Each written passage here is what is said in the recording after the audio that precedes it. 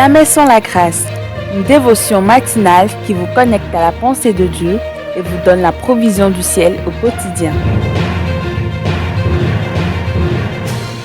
Bonjour chers amis, chers internautes, chers téléspectateurs, bienvenue dans cette troisième dévotion de cette semaine, de fin de mois complètement. Que Dieu vous bénisse et qu'il vous fasse du bien.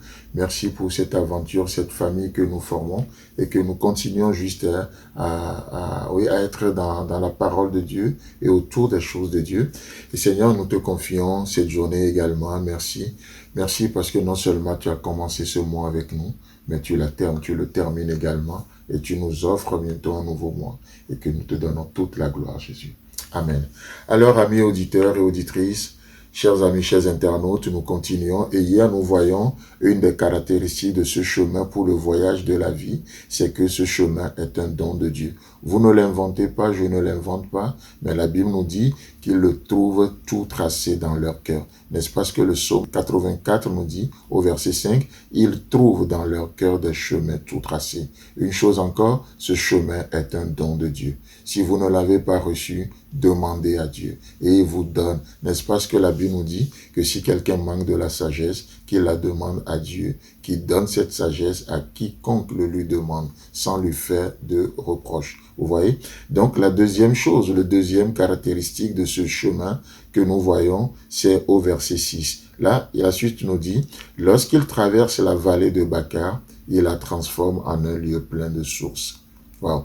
Qu'est-ce que nous comprenons ce matin? Nous comprenons que sur ce chemin, notre attitude est de notre responsabilité. Oui, le chemin est un don de Dieu.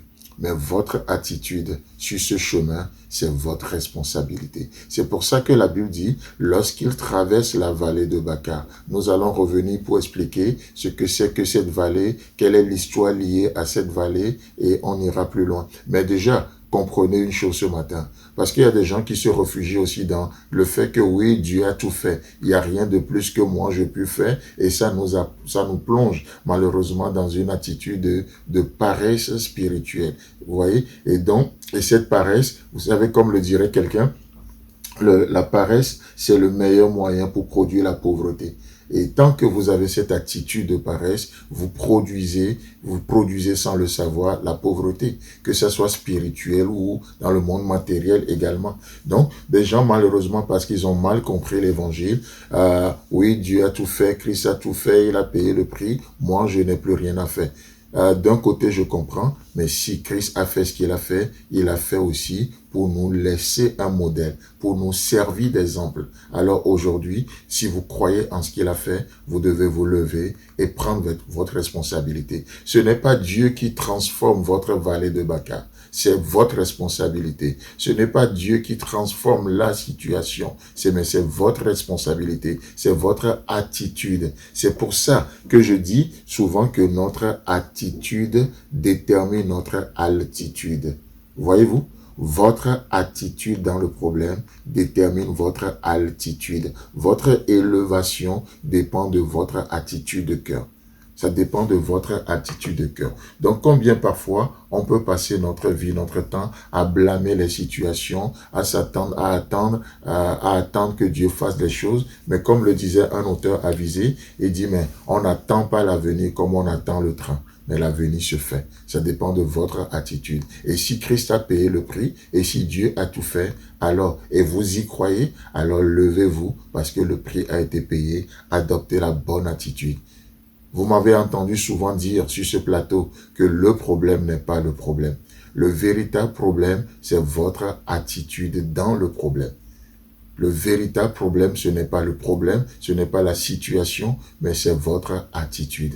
Et votre attitude détermine votre altitude. Si vous avez, la Bible le dit, la Bible est claire à ce sujet, à celui qui a, c'est-à-dire la bonne attitude, on lui donnera. Et il sera dans l'abondance. Mais à celui qui n'a pas, on lui ôtera même ce qu'il pense avoir. C'est-à-dire, cette illusion qu'il se fait de Dieu, il va même perdre cette illusion-là. Et c'est une délivrance, n'est-ce pas? À celui qui a, on lui donne.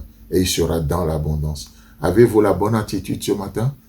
Si vous ne l'avez pas, ce n'est pas une fin en soi. Vous pouvez décider maintenant d'avoir cette bonne attitude qui attire les faveurs de Dieu, cette bonne attitude qui attire la main de Dieu, la main active de Dieu dans votre vie et sur cette journée. Si vous m'écoutez, il n'est pas encore tard. Levez-vous ce matin et par la foi, adoptez la bonne attitude. Ça s'appelle simplement la repentance. Que Dieu vous bénisse et si Christ tarde à venir, on se retrouve demain.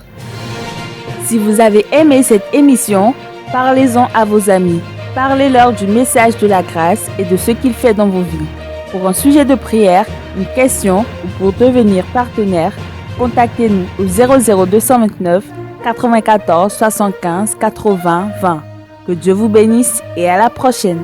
En attendant, pensez avec Dieu.